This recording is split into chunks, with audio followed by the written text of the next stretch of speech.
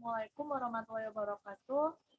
Halo semuanya, perkenalkan nama saya Dewi Andayana dengan NIM 2015010008 dari kelas 3A. Saya merupakan salah satu mahasiswi Fakultas Farmasi Universitas Sumatera Utara Tambuk 2020.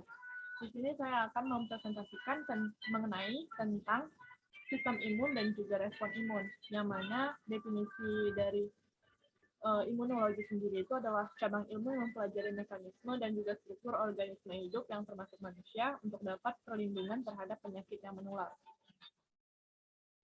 Selanjutnya, sistem imun ini sendiri adalah utamanya itu adalah imunitas, yaitu daya tahan tubuh untuk dapat melawan infeksi semua sel dan molekul yang terlibat dalam imunitas tubuh yang merupakan satu kesatuan fungsional.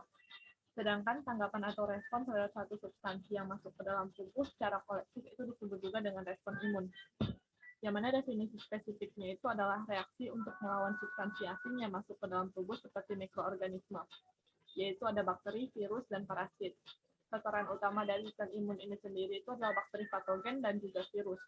Dan leukosit merupakan salah satu sel imun utama di samping sel plasma dan juga makrofag dan sel mast. Di sini saya akan menjelaskan mengenai sistem imun yang humoral dan sistem imun yang non-humoral. Yang pertama itu sistem imun yang humoral terlebih dahulu, saya akan menjelaskan. Pertama itu ada antigen, yang mana antigen ini adalah zat apapun yang mampu menyebabkan sistem imun itu menghasilkan antibodi yang spesifik dan mampu berikatan dengan sejumlah komponen sistem imun. Nah, antibodi ini memiliki struktur yang berbentuk seperti huruf Y dan disebut juga dengan imunoglobulin. Dan pengeluaran dari antibodi ini sendiri itu langkah pertamanya itu adalah dengan penelantan antigen yang masuk ke dalam tubuh dan sel-sel fagosit atau makrofag. Makrofag sendiri ini adalah sebagai salah satu sistem imun yang melakukan fagositosis terhadap bahan-bahan asing atau bakteri yang masuk ke dalam tubuh. Proses fagositosis ini terjadi dengan cara mengelilingi, kemudian dia masuk dan memakan dan menghancurkan antigen tersebut. Proses ini juga merupakan bagian dari reaksi peradangan. Lalu si makrofag akan menstimulasi sel T helper, yang mana sel T ini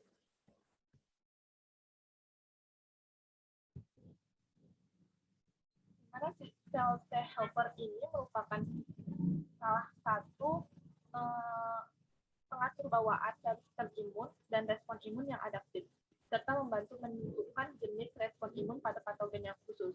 Dan sel T ini akhirnya melahirkan si memory sel T helper, yang disebut juga sel ini merupakan salah satu subunit juga dari sel T yang teraktivasi oleh antigen pada saat terjadinya infeksi, misalnya pada kanker atau pada saat vaksinasi. Pada saat terjadi pengulangan infeksi dengan antigen yang sama, sel T memory helper ini akan mengalami proliferasi dengan sangat cepat dan memberikan respon kekebalan yang lebih kuat. Selanjutnya, sel T helper ini akan menstimulasi sel B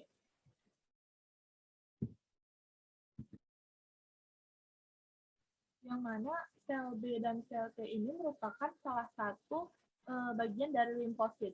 Limfosit itu merupakan salah satu sel darah putih yang berperan dalam imunitas adaptif. Secara umum itu dibagi menjadi sel T, sel B, dan juga sel NK atau natural killer.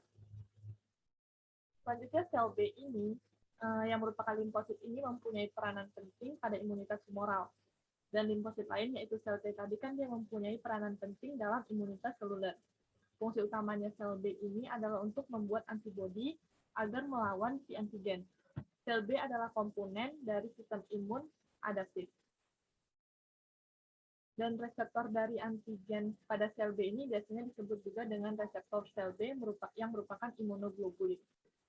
Nah, pada saat si sel B ini nanti dia teraktivasi oleh si antigen, maka sel B ini terdiferensiasi lagi menjadi sel plasma yang memproduksi antibodi ini.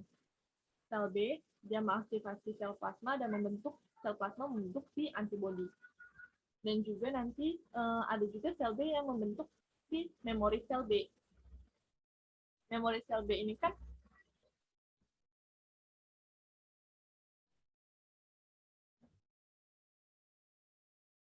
memori sel B ini mempunyai tugas yaitu untuk menyimpan dan mengingat gen dari zat asing. Jadi kalau misalnya ada infeksi, sel inilah yang akan mencatat dan menghasilkan ramuan antibodi yang lebih matang untuk berjaga-jaga bila terjadi infeksi ulang atau infeksi sekunder.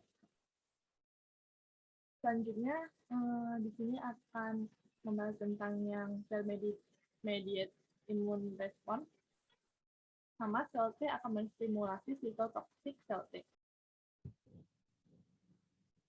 Karena sel T helper ini merupakan salah satu pengatur bawaan dari sistem imun dan respon imun yang adaptif, serta membantu menentukan jenis respon imun pada patogen yang khusus.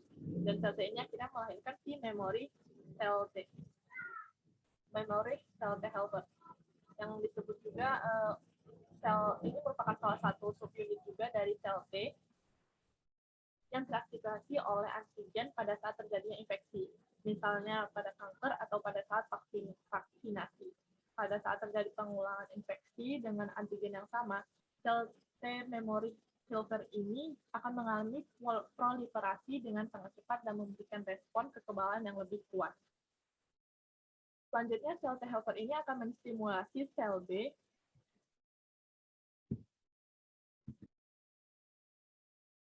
yang mana sel B dan sel T ini merupakan salah satu bagian dari limfosit. Limfosit itu merupakan salah satu sel darah putih yang berperan dalam imunitas adaptif. Secara umum itu dibagi menjadi sel T, sel B, dan juga sel NK atau natural killer. Selanjutnya, sel B ini yang merupakan limfosit ini mempunyai peranan penting pada imunitas humoral. Dan limfosit lain, yaitu sel T tadi kan dia mempunyai peranan penting dalam imunitas seluler. Fungsi utamanya sel B ini adalah untuk membuat antibodi agar melawan si antigen. Sel B adalah komponen dari sistem imun adaptif. Dan reseptor dari antigen pada sel B ini biasanya disebut juga dengan reseptor sel B yang merupakan imunoglobulin. Nah, pada saat si sel B ini nanti dia teraktivasi oleh si antigen, maka sel B ini terdiferensiasi lagi menjadi sel plasma yang memproduksi antibodi, ini. Sel B dia mengaktifasi sel plasma dan membentuk sel plasma membentuk si antibodi. Dan juga nanti ada juga sel B yang membentuk si memori sel B. Memori sel B ini kan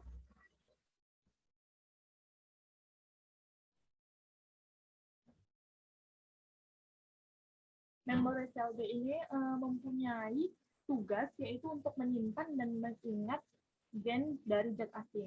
Jadi kalau misalnya ada infeksi, sel inilah yang akan mencatat dan menghasilkan ramuan antibodi yang lebih matang untuk berjaga-jaga bila terjadi infeksi ulang atau infeksi sekunder.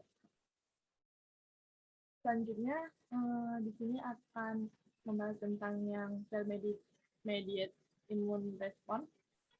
Setelah sel T helper ini menstimulasi cytotoxic sel T, nanti cytotoxic sel T ini dia akan menimbulkan aktifnya cytotoxic sel T.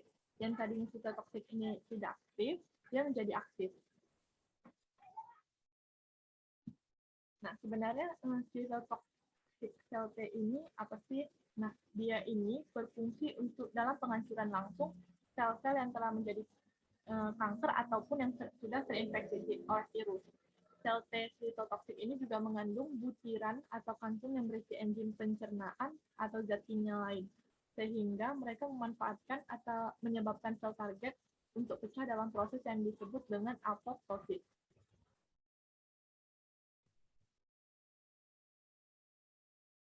Setelah dia menimbulkan aktifnya si sel T tadi, dia juga akan menimbulkan si memori sel T, sama kayak di sel B, tapi di sini dia memori sel B, di sini dia memori sel T. yang mana memori sel T ini berfungsi untuk sebagai sistem kekebalan tubuh untuk mengenali antigen yang sebelumnya ditemukan dan meresponnya dengan lebih cepat dan untuk jangka waktu yang lebih lama. Sel T ini merupakan darah putih lainnya yang memiliki dua jalur dalam tubuh, yaitu melalui sistem limpa dan juga pembuluh darah. Sel darah putih yang terkumpul dalam sistem limpa. Jadi saat virus menyerang, ada sel darah putih yang masuk ke dalam pembuluh darah sehingga dapat menyerang virus dengan cepat. Beautiful, beautiful.